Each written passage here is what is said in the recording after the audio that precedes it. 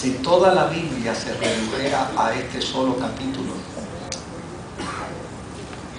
si toda la Biblia fuese este solo capítulo, nosotros tuviéramos norte en la vida cristiana para ser cristianos.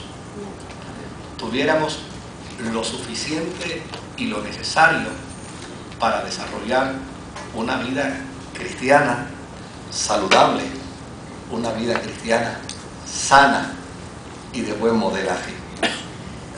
El capítulo 12 de Romanos es el inicio de una serie de consejos que Pablo imparte a los creyentes en cada una de sus cartas.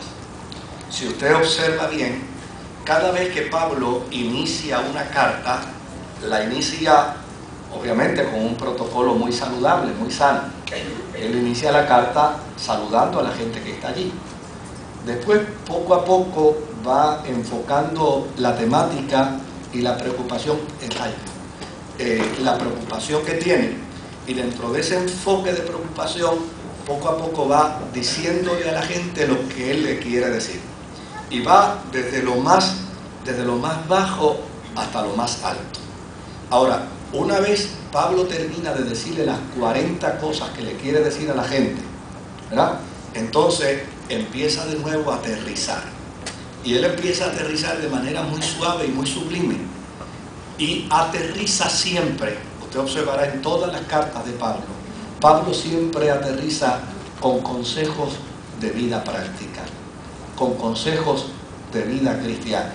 Así es que, si hay alguien que dice que no entiende a Pablo, léase siempre las últimas cartas de cada una de los últimos capítulos de cada una de las cartas y descubrirá que allí Pablo siempre hace el resumen de lo que estaba postulando, de lo que estaba planteando.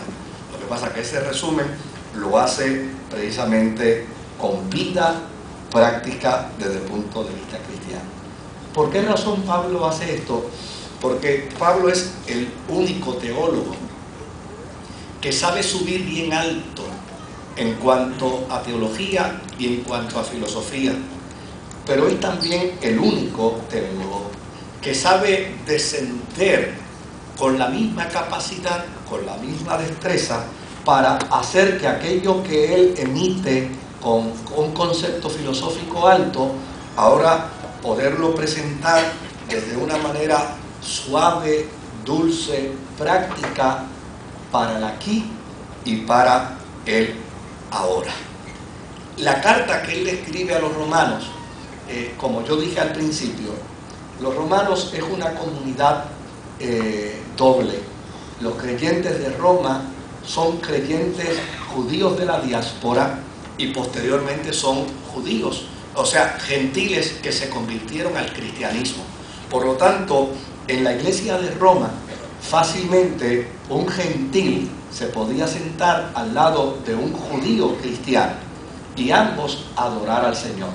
Pero desde luego, por una cuestión cultural, por una cuestión de tradición y porque esas eran las herramientas del momento, cuando los cristianos judíos de la diáspora se convirtieron al Señor, se convirtieron en el día de Pentecostés.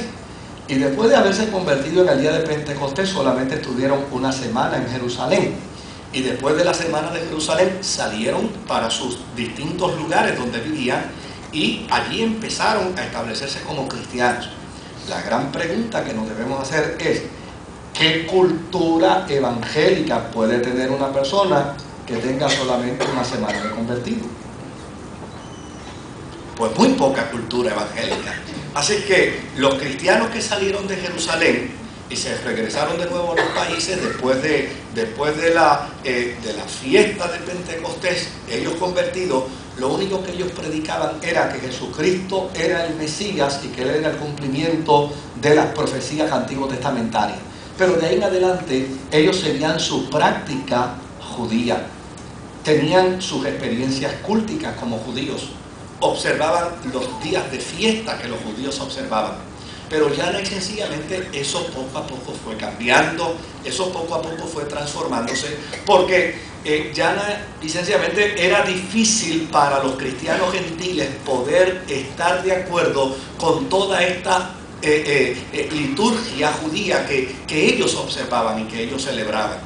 Lo que trajo como consecuencia fue que en una ocasión los judíos fueron expulsados de Roma por Claudio.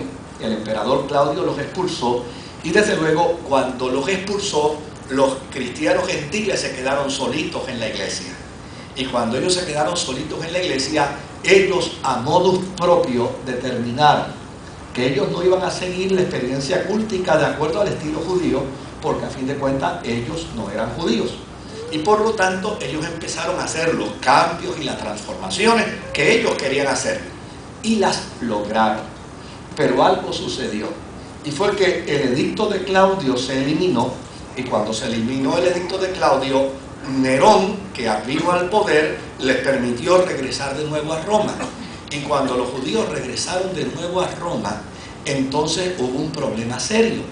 Y es que la liturgia religiosa había sido cambiada drásticamente. Y usted dirá, ¿y uno puede cambiar la liturgia?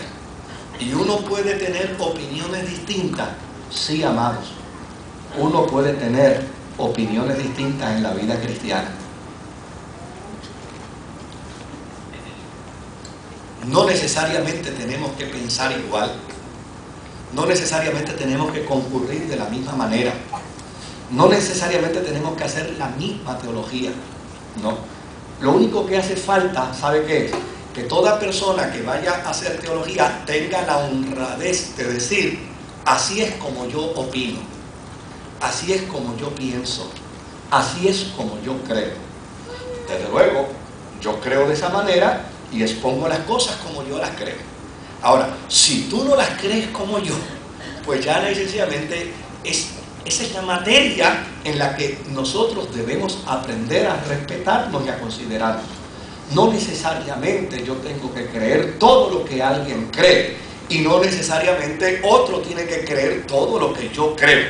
Ahora, lo que es importante dentro de la experiencia de la vida comunitaria es que aunque no creamos lo mismo, debemos aprender a amarnos, debemos aprender a respetarnos, debemos aprender a escucharnos, debemos aprender a considerarnos y debemos aprender lo que es fundamental para la vida cristiana, que todos los miembros del cuerpo están en mi cuerpo, pero no todos hacen la misma función. Por lo tanto, todos somos parte de una comunidad, todos somos parte de un cuerpo, pero ya y sencillamente no todos hacemos la misma función dentro del cuerpo. Y Pablo no tenía problemas con la diversidad de la teología. Con lo que Pablo tenía problemas era con la forma y manera como los gentiles en Roma estaban maltratando a los judíos cristianos. Porque nadie tiene derecho a maltratar a otro porque piensa de manera distinta. Nadie tiene derecho de sentirse más cristiano que otro porque tenga o alegue poseer una opinión mejor que la del otro. No, todo lo contrario. Mientras más se conoce la fe, más humilde se debe ser. Y mientras más se conoce la vida espiritual. Mire, a Puerto Rico llegó en una ocasión un famoso evangelista, muy conocido en el mundo, Luis Palau. Y a Luis Palau lo invitaron a almorzar con el evangelista Gigi Ávila. Y desde luego llegó Luis Palau, se sentó al lado del evangelista Gigi Ávila y le pregunta a Gigi Ávila, óigame, a mí me han hablado tanto de usted y me han hablado también de usted y me han dicho que todo el que viene a usted, usted le pone las manos encima, ora por él y le sana. Y Luis Palau, después que terminó de decir sus palabras, se asombró con la respuesta de Gigi Ávila.